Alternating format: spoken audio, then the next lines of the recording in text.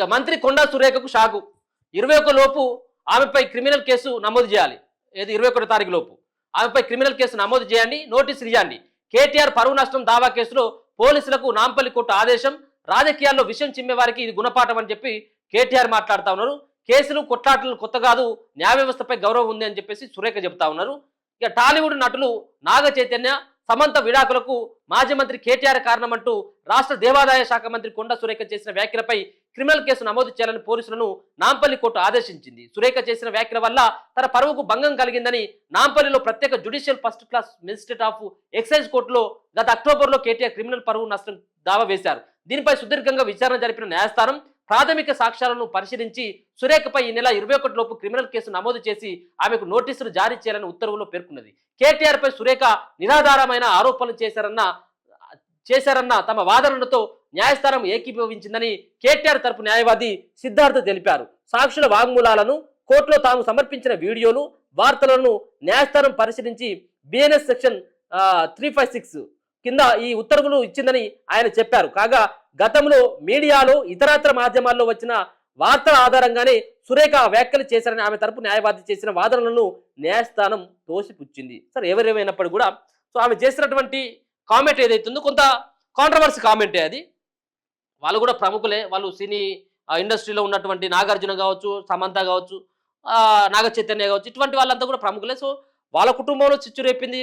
అలాగే ఆ సమంతకు సంబంధించినటువంటి దాంట్లో కేటీఆర్ ఇన్వాల్వ్ అయిన కొంత వల్గర్ లాంగ్వేజ్ యూజ్ చేస్తూ ఆమె మాట్లాడినటువంటి మాట కొంత అభ్యంతరకరమే. దీన్ని ఎవరు కూడా సమర్థించాల్సినటువంటి అవసరం కూడా లేదు. కానీ ఇప్పుడు ఆమె బయట మాట్లాడింది, ఆమె ఒక మంత్రిగా ఉన్నది, కానీ చట్టసభలలో సైతం కూడా రండాలంటూ మాట్లాడినటువంటి వాళ్ళు ఉన్నారు. మరో పక్కన పిడిగుద్దులు గుద్దుకున్నటువంటి సంఘటనలు కనబడతా ఉన్నాయి చట్టసభలలో. సో వాళ్ళపైన కూడా చర్యలు తీసుకోవాల్సిందే. సో ఇది ఒకటి ఈ గుణపాఠం అని చెప్పుకోవచ్చు. ఎందుకంటే నోరు జారేటువంటి వాళ్ళపైన ఖచ్చితంగా చర్యలు తీసుకోవాల్సిందే. ఒక ఫ్యామిలీకి ఇంకో ఫ్యామిలీకి మధ్యలో ఉన్నటువంటి చిచ్చు రేపేటువంటి ప్రయత్నం చేస్తే ప్రజాప్రతినిధులు ఉన్నటువంటి వాళ్ళపైన శిక్షలు వేయాల్సిందే, అది కాదనట్లేదు. కానీ అందరూ కూడా ఆ విధమైనటువంటి ధోరణితో వెళ్తే ఖచ్చితంగా ఇది వాళ్ళని కట్టడి చేసేటువంటి ఒక పరిస్థితి ఉంటుంది. అర్థం లేని విమర్శలు చేస్తే అధికారం రక్షించదు అని చెప్పేసి కేటీఆర్ మాట్లాడుతూ ఉన్నారు. నిజం ఎప్పటికైనా గెలిచి తీరుతుంది అని బీఆర్ఎస్ వర్కింగ్ ప్రెసిడెంట్ కేటీఆర్ అన్నారు. పరువు నష్టం దావా కేసును మంత్రి కొండా సురేఖపై కేసు నమోదు చేయాలంటూ నాంపల్లి కోర్టు ఆదేశాలు ఇచ్చిన నేపథ్యంలో కేటీఆర్ ఈ వ్యాఖ్యలు చేశారు. నువ్వు అర్థం లేని విమర్శలు చేస్తే అధికారం నిన్ను రక్షించదు, ప్రజల జీవితాలను బురదలో.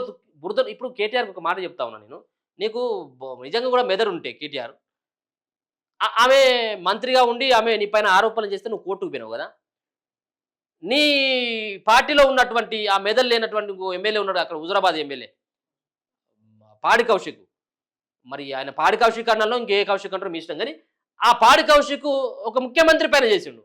ఒక ముఖ్యమంత్రి పైన, రాష్ట్ర ముఖ్యమంత్రి అయినటువంటి రేవంత్ రెడ్డి పైన ఒక ఆరోపణ చేసిండు. ఆయనే ఇది మయోంబుజకు పోయి ఒక సినీ సంబంధించినటువంటి ఒక హీరోయిన్తో దగ్గరికి ఆయన రాత్రుల పూట ఎందుకు పోయిండు చెప్పాలని చెప్పేసి మొన్న ఒక కీలకమైనటువంటి ఒక కామెంట్ చేసాడు. మరి ఆయన మాట్లాడినప్పుడు ఈ మాటలు ఎందుకు మాట్లాడలే కేటీఆర్ను? చట్టం న్యాయం అందరికీ ఒకరి రకంగా ఉన్నప్పుడు నీ పార్టీలో గెలిచినటువంటి నీ ఎమ్మటున్నటువంటి నీ అది మరి ఏమంటారో కానీ ఆ మనిషి నీ రైట్ హ్యాండ్ ఉన్నాడు కదా, నువ్వు మాట్లాడిస్తేనే ఆయన మాట్లాడినట్టుగా కనబడ్డది ఆ రోజు. కానీ సరే, ఏదేమైనప్పటికీ కూడా ఆయన మాట్లాడినటువంటి మాటలు నువ్వు ఎందుకు ఖండించలేదు ఆ రోజు? సో అర్థం లేని విమర్శలు చేస్తే అధికారం నిన్ను రక్షించదు, ప్రజల జీవితాలను బురదలోకి లాగే హక్కు అధికారం నీకు ఇవ్వదు. అధికారం అనేది ప్రజలు సేవ చేసేందుకే అవకాశం తప్ప ప్రత్యర్థులపై వదంతులు ప్రచారం చేయడానికో, వ్యక్తిత్వ హరణం చేయడానికో, బురద చల్లడానికో కాదు. రాజకీయాల పేరుతో విషయం చిమ్మే ప్రతి ఒక్కరికి ఇది ఒక గుణపాఠం అవుతుందని ఆశిస్తున్నాను. గెలిచే వరకు పోరాడుతూనే ఉంటాం. ఈ పోరాటంలో మనం ఇంకా సగం వరకే వచ్చామని ఎక్స్ ఖాతాలో ఆయనే కేటీఆర్ పేర్కొన్నారు. ఇక సాధారణ విషయం అని చెప్పేసి సురేఖ కొట్టిబారేస్తా ఉన్నది. కేసులు కొట్లాటలు కొత్త కాదని, తన జీవితమే ఒక పోరాటం అని మంత్రి కొండా సురేఖ అన్నారు. న్యాయ వ్యవస్థపై గౌరవం, నమ్మకం తనకు ఉన్నదని చెప్పారు. మాజీ మంత్రి కేటీఆర్ పై తాను చేసిన ఆరోపణలకు కేసుకు సంబంధించి నాంపల్లి కోర్టు ఆదేశాలు ఇచ్చిన నేపథ్యంలో సురేఖ స్పందించారు. తన కేసులకు విచారణ తీసుకుని ముందుకెళ్లాలని కోర్టు స్పష్టం చేసిందని, కోర్టులు విచారణకు తీసుకోవాలని చెప్పడం ఏ కేసులోనైనా సర్వసాధారణమైన విషయమని అన్నారు. కొందరు ఉద్దేశపూర్వకంగా తప్పుడు ప్రచారం చేస్తున్నారని విమర్శించారు. చట్టం తన పని తాను చేసుకుపోతుందని ఆమె ఒక ప్రకటన. సరే, నేను చట్టాలపైన నాకు నమ్మకం ఉన్నది, ఈ కోర్టు కాకపోతే ఇంకో కోర్టుకైనా పోతాను, నేను నాకు నమ్మకం ఉన్నది అన్నటువంటి స్టేట్మెంట్ కొండ సురేఖ సైతం కూడా ఆమె ఇస్తా ఉన్నది. సో మొత్తానికి ఏదైతే ఉన్నది కానీ ఆమె చేసినటువంటి స్టేట్మెంట్ ఏదైతే ఉందో ఆ స్టేట్మెంట్ పట్ల నాంపల్లి కోర్టు కొంత సీరియస్గానే తీసుకొని ఆమె పైన క్రిమినల్ కేసు నమోదు చేయాలి. ఆమె పైన 21 తారీఖు లోపట్ల ఆమె పైన కేసు నమోదు చేయని చెప్పేసి నిన్న ఆర్డర్